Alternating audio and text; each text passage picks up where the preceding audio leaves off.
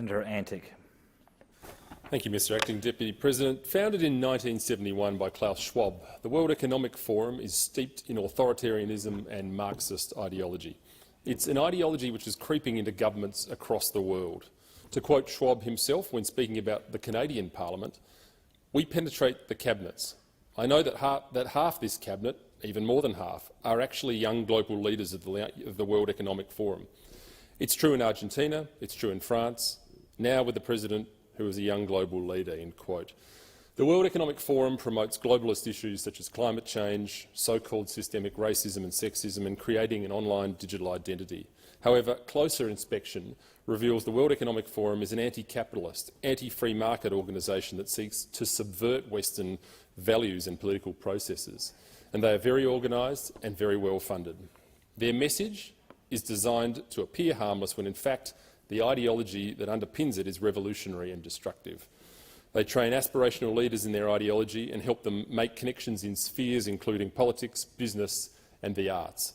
The World Economic Forum has consistently advocated for the harshest and most extreme COVID measures possible, including lockdowns, mandatory vaccinations, vaccine passports and mask mandates, despite these policies assaulting many of our basic liberties.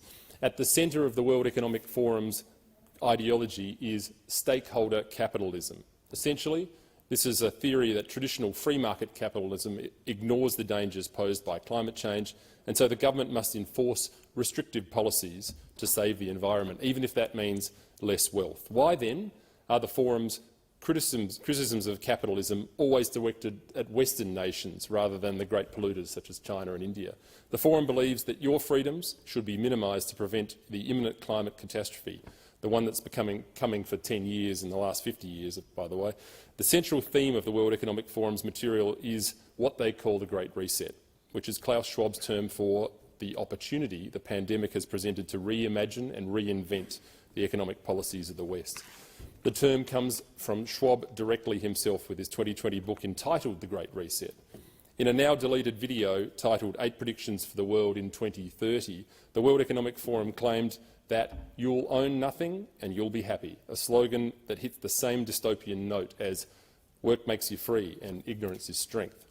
You don't have to be a political philosopher to figure out that if you own nothing, the state owns everything.